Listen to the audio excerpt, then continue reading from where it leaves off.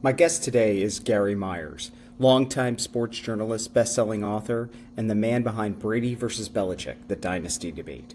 Gary and I go way back, and in this conversation he shares how he's approached his career with an entrepreneurial mindset, from writing 7 books, including multiple New York Times bestsellers, to his work in TV, radio, and beyond.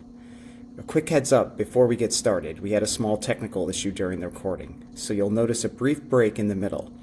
But we pick it right back up, and Gary's insights are too good to miss. Thanks for sticking with it.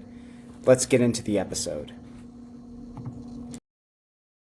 Hey everybody, it's Ian Powers from Right Sports, and on my podcast this week, I have the esteemed columnist, former columnist, and NFL extraordinary guru, Gary Myers, who has covered the NFL for many decades and is very respected in the industry. You can see behind him some of the covers of one of the 7 books that Gary has written. I believe that's the count. All on extremely interesting topics that are very relevant, including right now, Gary has a book on the it's called Brady versus Belichick, and it is about, of course, who is more responsible for the dynasty. And Gary's been making his rounds on television, radio, all over the place, because this is what you do. And I think Gary brings an incredible perspective to what I'm trying to do for sports creators. I'm trying to give everybody an entrepreneurial mindset, and Gary has been using that mindset for decades. He is, from writing his books to hosting radio shows on sports talk radio to being a major contributor on Inside the NFL for a long time. And Gary has, not only was his home base at the New York Daily News, but he knew how to use his brand to expand his ecosystem. And I appreciate Gary. Thank you for coming on. How are you today? Everything is great, Ian. Thanks for having me. So, Gary, how did you get started in cover? We'll do a very quick snapshot of your journey as an NFL writer to start with. Yeah, I mean, I went to the Newhouse School, Syracuse, for college, and knew, going in that this is what I wanted to do, and one thing led to another. I got my first big break when I was hired by the Dallas Morning News to cover the Cowboys in 1981. I stayed there nearly 8 years until I moved back to New York to work for the Daily News and became the NFL columnist. And along the way, I realized I needed to branch out beyond the Daily News, but to use the Daily News, like you said, as kind of my home base of operations. It kind of anchored me, and I was on Inside the NFL for 13 years, and then I did a show on the Yes Network for 12 years. And around 2006, 2007, I decided that the next step that I wanted to pursue was writing books. And the first one was, as you can see the picture behind me, The Catch, which was the 81 NFC Championship game between the Cowboys and the 49ers. Dwight Clark's catch. It was voted the second greatest play in NFL history. And that book was a success, which just led from one book to the other, to the point now where, my 7th book, which is, as you mentioned, Brady versus Belichick, the Dynasty Debate, came out on September 16th. And I learned on the first book, Ian, that if you don't advocate for yourself in promoting your books, that it just doesn't get done. The publishing house only does so much, and it gives me an opportunity to use all my contacts in the media to promote, whether it's talk radio or doing some TV stuff, getting some book reviews done. For the Brady Belichick book, my relationship with Michael Strahan when he played for the Giants for 15 or so years. I texted Michael. I said, any chance you can get me on Good Morning America? I think this would be a fun topic for us to do a segment together. And he texted me back. He goes, let me ask around. And 2 days later, texted me back. He goes, how's next Tuesday? And so That's the kind of thing you don't have to be asked twice. And if you have any conflicts, you clear them out to get on a show that has, millions of viewers. So, I've gotten into hosting on ESPN Radio on Saturdays, a football show. I've done some work on documentaries for Vice TV. We're finishing up season 2 of a series called The Verdict, which looks at some of the great sports debates over the course of time, some of them that actually happened, like Brady Belichick, we did a segment on that, and some like Ali Tyson that never happened, so it was all hypothetical, and just interviewed a million people for that. So I've had some experience in all kinds of different areas of the media over 45 or so years of being in the business. You know, we've it's it's excellent. You have this innate ability to you know where you're needed in those situations. Like you said, you had to figure out how to advocate for yourself, and that's what I'm trying to do with my audience. Is I'm trying to get them to be as solopreneurs. They need to advocate for themselves and learn how to market for themselves. And as once they make enough money, they'll be able to hire people to help them do that. But like I saw somebody say that I wrote my memoir, and then somebody told me I had to go out and sell it.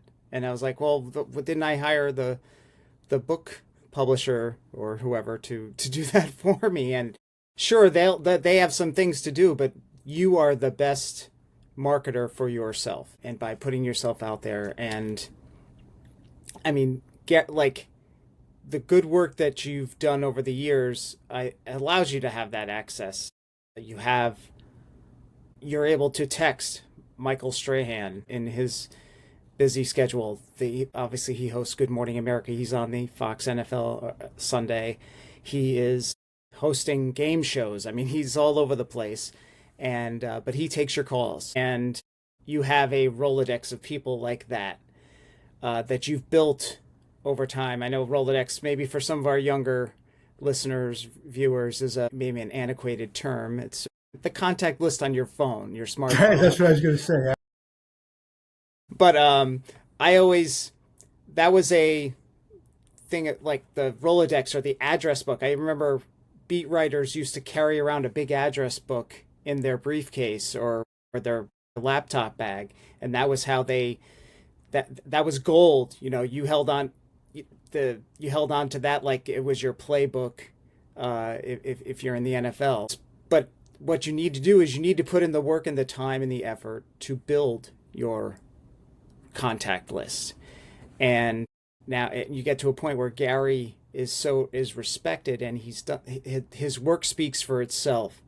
And the interpersonal relationships he has, he can get a Michael Strahan on the phone. He can get a number of great giants on the phone, a number of great figures in his sphere. Gary had Jerry Jones on his radio show not too long ago. And, Jerry Jones is maybe one of the biggest figures that we know in the NFL. And, whether you like him or not, Jerry is he may be a polarizing figure, but he is as important to the NFL as almost any of the great players, and how it's built into, it's now a billionaires boys club for owners. He made it that, or he helped make it that, and he helped market it. And the reason why we have these crazy discussions about who's doing the halftime show, he had a hand in that. But Gary knows Jerry. Gary knows John Mara. Gary knows a lot of people, and because he's built that, he's put in the work and done that, put in the time. Gary, what would so you have, what is one little thing from, let's say, while you were working on Brady Belichick, that was an interesting thing that you came across during your research for that book? Well, obviously, lots of things. I felt like going into the book, I had a really solid base of institutional knowledge because, as you know, when we worked at the Daily News together, the Patriots were like our third team. I covered them an awful lot, not just the Jets-Patriot games, the Giant-Patriot games, but I was in Foxborough a lot because between, Brady and Belichick and Spygate and Deflategate and all the stuff that was going on, I felt like I should almost have an apartment in Foxborough. Would have saved a lot of driving time. But I did find out a lot of things in researching the book, things about, the inner workings of that locker room and how with each Super Bowl that Brady won, his teammates expected him to change and kind of big time number that never happened, that he always tried to remain one of the guys. And that's why players played so hard for him, is that he was just one of them. The distant relationship that even team captains had with Belichick, to the point that they almost avoided being around him if at all possible, other than when it was absolutely necessary. All right, we had a quick technical hiccup, but we're back. Here's Gary talking about how he realized his role in promoting his book and how that mindset has shaped the way he approaches his career.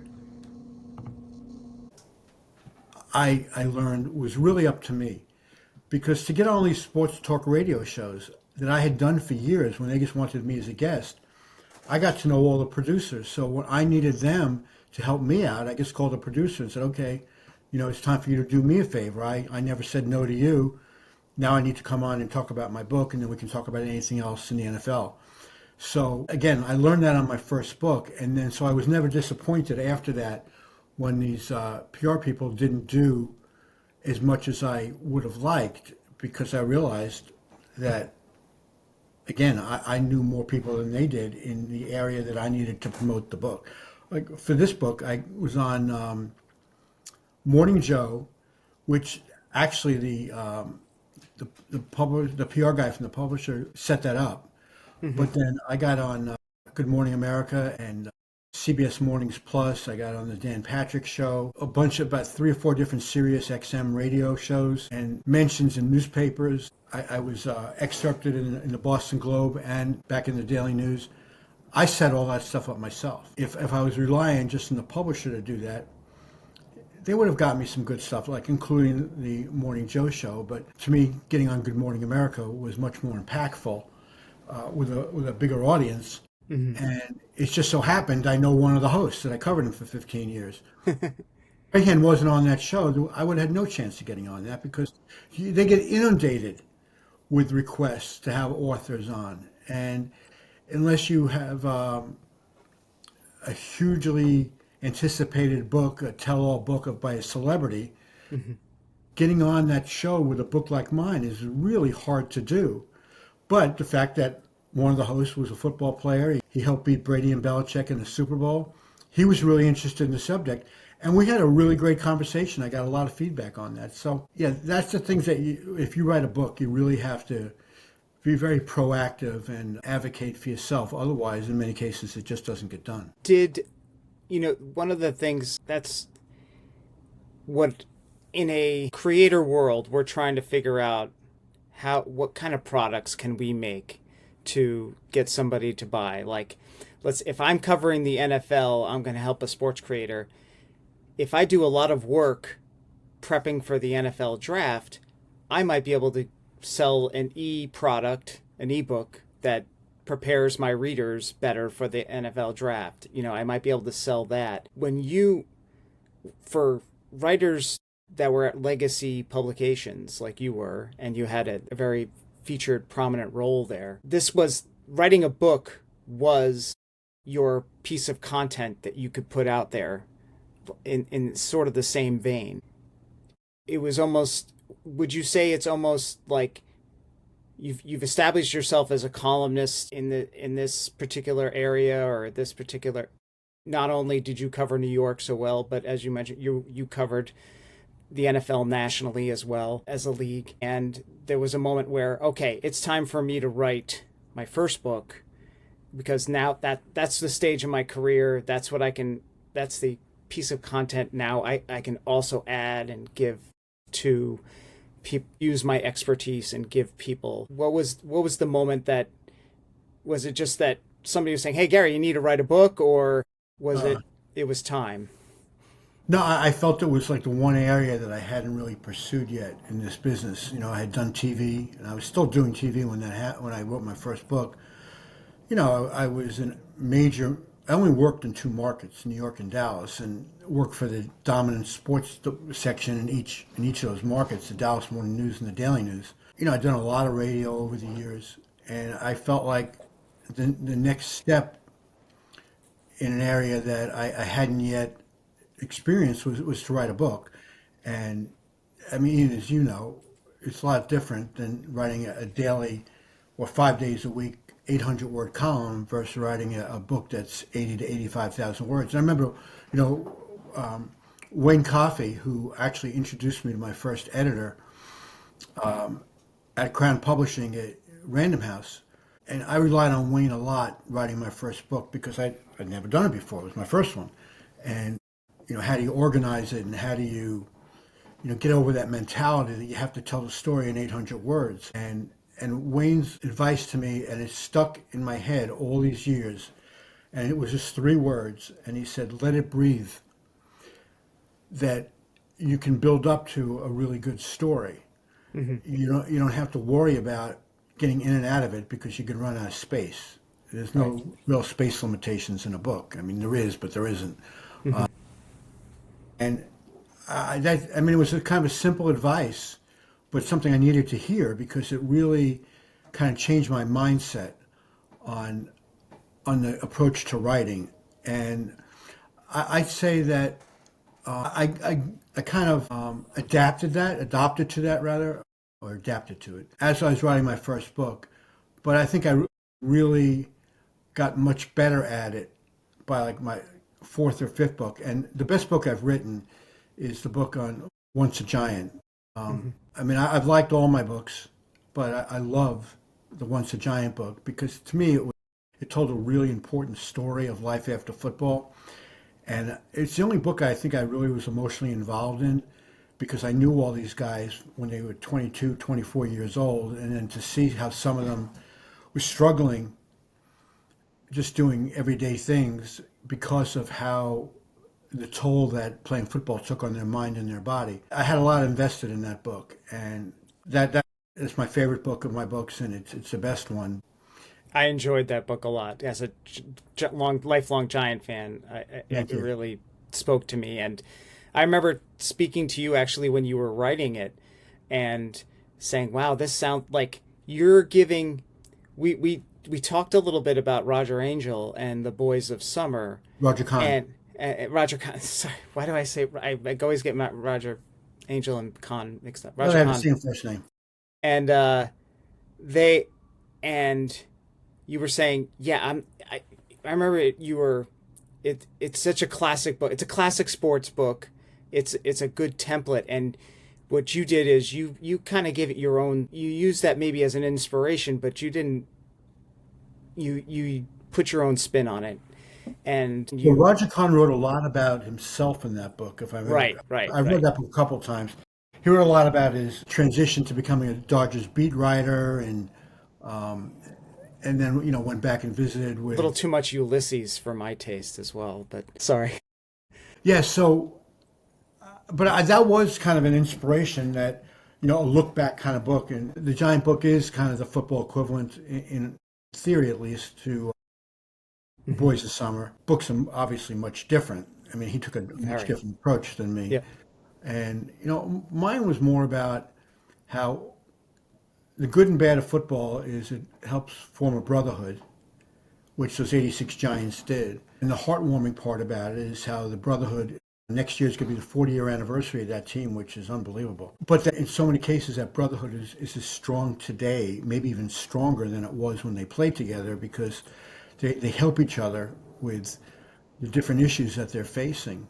So the book is both heartwarming and heartbreaking because the heartbreaking stuff is what a lot of these guys are going through today. But the heartwarming part of it is how their teammates, they still feel like they're a team, that they're bonded by that championship and by the years they spent together, and how if somebody has a problem, it kind of goes on in a text chain now.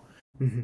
They all rallied in support of it. So that when I promoted that book, Ian, I tried to tell people in different markets, all right, it's about the Giants and it's about the 86 Giants, but here's why the fans in Dallas or in Denver or Seattle or Minneapolis would be interested in it, because it could have been about the 86 Vikings or the '86 Seahawks.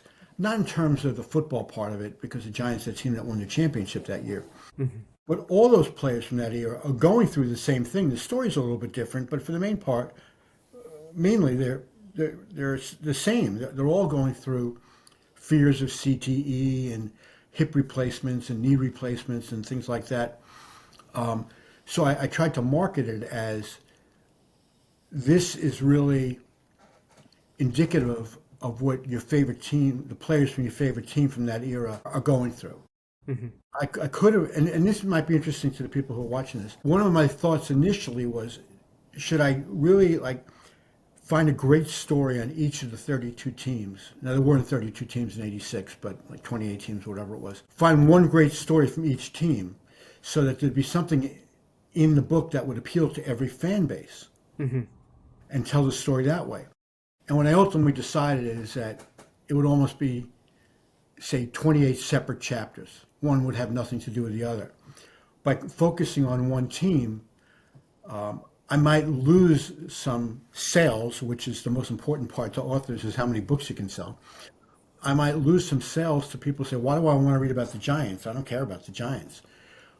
But on the other hand, it was a much better book writing about one team, because all these stories kind of overlapped and intertwined, and the players had contact with each other. It was a much more fluid story, or if that's the right word. It was much easier to tell the story of one team than, say, 28 or 30 separate stories that where the players really didn't have anything to do with each other. So, I risked it a little bit by, just focusing on one team, but it really does involve, just basically, this team represents players from that era across Right. the entire league. You know, this reminds me when you're talking about, because what those players are going through physically and mentally and psychologically these days And reminds me. financially. I'm sorry. And financially. And financially, yes. Oh God, it reminds me of my first day at the New York Daily News. I had given my notice I was at the New York Post before the Daily News, and the New York Post said, get out of here. That day, they didn't even let me work 2 more weeks. And Leon Carter, our old boss, said, well, if they say that to you, come on down and we'll get you on the payroll that day. And I walk in, and just the offices are only a couple of subway stops away from each other back then. And I get into the Daily News office, and I get introduced to you, and I get introduced to Mike O'Keefe, and you two are in the middle of a discussion about Mike Ditka is about to testify before Congress. And this is before CT became a thing. But he was going to talk about concussions and and it was this third rail that the NFL didn't want talked about. And you and Mike were having this very nuanced conversation about where is this going to lead? And how are we going to approach covering this? And, I think you already had some interesting perspective on how players were affected by this already at that stage, even though it wasn't as reported on, and we didn't have a Will Smith movie about the guy that found this diagnosis. But that's what it felt like to be at the Daily News back then. That's when the Daily News was big and we were doing big stories, and we were doing stories that affected not only the readers, but the players and the players that you covered. So I thought just to bring it around Your memory is much better than mine, because I know I talked to Mike a lot about O'Keefe, a lot about concussions and stuff like that. I don't remember that particular conversation, but obviously it took place because I did talk to him a bunch about that. And the Daily News is always way ahead on these important issues. Back when we had the investigative team, and when the Daily News put a lot of resources into stories that wasn't necessarily, it wasn't necessarily what people wanted to read, but I thought it was stories that people needed to read. And there's a big difference, that was what made the Daily News sports section so great in those days, is that we identified what the really important stories were.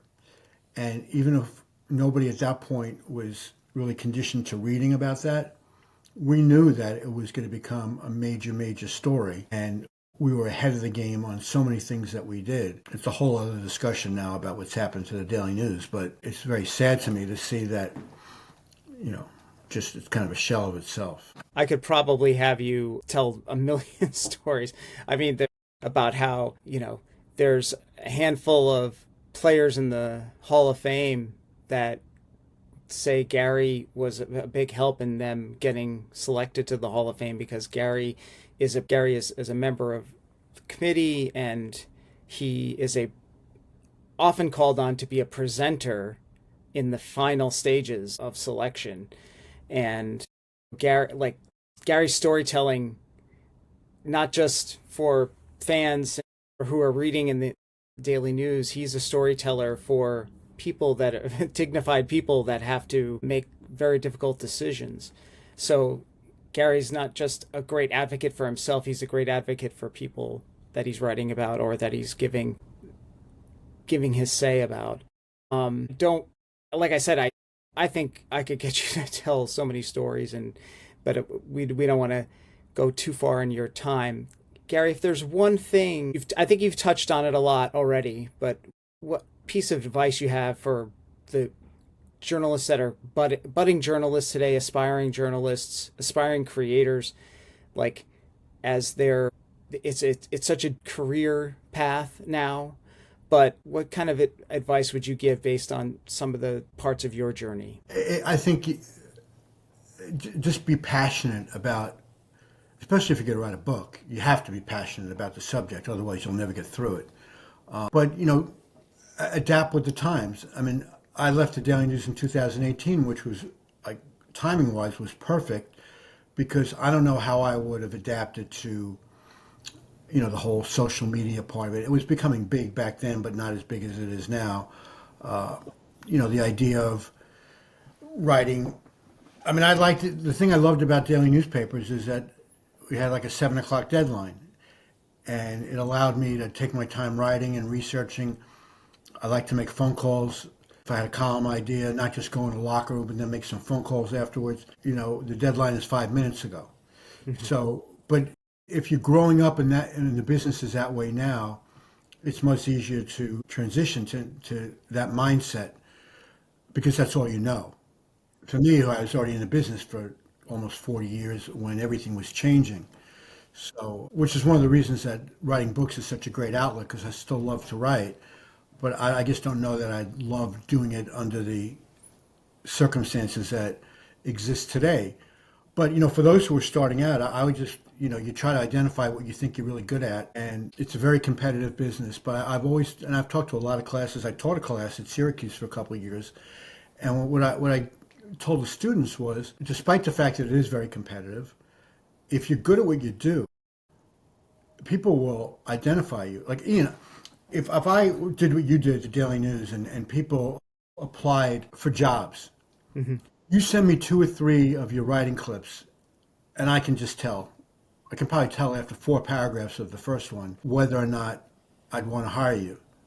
Because, there's just a sense that I have, and again, dealing with students for those couple of years that I was teaching this class, they hand in their first assignment, and I can almost tell which one of them. Now, they're raw at that point, at 19, 20 years old. But you can still tell who has ability that can be developed, and who would probably, maybe if they were undecided on whether to become a writer or go into broadcasting, maybe they should go into another aspect of it. But I would just say that, try to identify what you enjoy doing the most, what you're most passionate about, and pursue it. And if you're still in college, to, build up your resume as strong as possible by doing internships and writing for college papers and taking any opportunity you have to get better. I have told this story, and I've told this story in front of Bob Costas. He was 2 years ahead of me at Syracuse. And freshman year, I wasn't sure if I wanted to go into writing for the school paper, which was a daily paper, or working for the school radio station, which had churned out so many great broadcasters. And so about 3 weeks into my freshman year, I have to go audition for the radio station. And Costas is the one who's sitting there doing the audition with me. Now, I had not really known who he was at that point, other than I had heard a little bit about him, that he was, going to be a star in the business, but he was 20 years old. I was 18. Who knows what's going to happen to anybody? So he listens to my audition, and he says to me, "So, what are you interested in doing here?" And I said, "Well, I'm kind of undecided between, trying to do what you're doing, maybe get into play-by-play, maybe just be a sportscaster and do the news or whatever, or going across the street to the Daily Orange and asking, can I start writing?" He goes, "You want my advice?" And I go, "Yeah, definitely." He goes, "I would go to the Daily Orange." And he was right. I mean, he was right. Now I do a lot of radio now, and obviously I've gotten much better.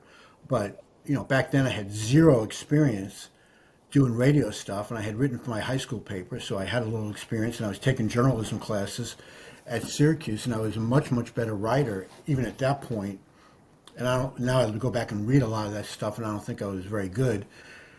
I got better, but I mean, I hope I got better. But I've had Bob as a guest at a function I was hosting, and he was a featured speaker. And as a means of introducing him, I tell that story. I said, "I know you're not going to remember this because you auditioned a million kids, but to me, it always made an impression because it really inspired me to go pursue something at the Daily Orange rather than at this radio station, WAER." So, and we laugh about it. And I've done a bunch of stuff with Bob, things with Bob over the years. And I mean, to me, he's one of the, if he's not the all-time best, and I think he is, he's certainly one of the two or three best. So I took his advice to heart at that point, and it was really good advice because at that point, there was no way I could have pursued a career being on air.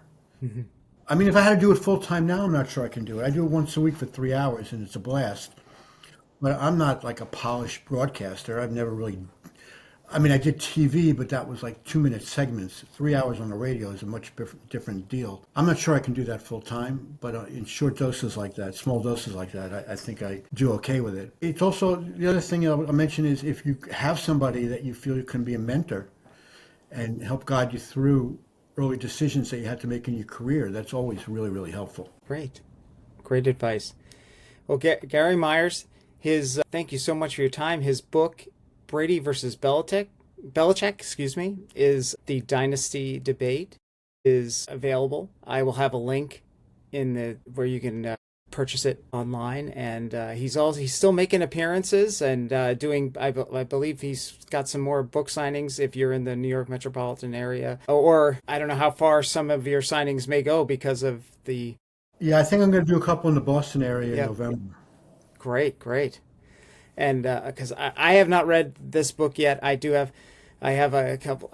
I'm looking over here. I've got How About Them Cowboys sitting there on my desktop over here from Gary's time doing the Cowboys. We could probably do a whole show just on the Netflix documentary right now. I know. But Gary, I really appreciate your time. I know you're busy. Thanks again, and good luck with the book, and continued luck with your radio show. And I hope to talk with you again soon. Great. Thanks for having me on, Ian. I enjoyed it. Thank you.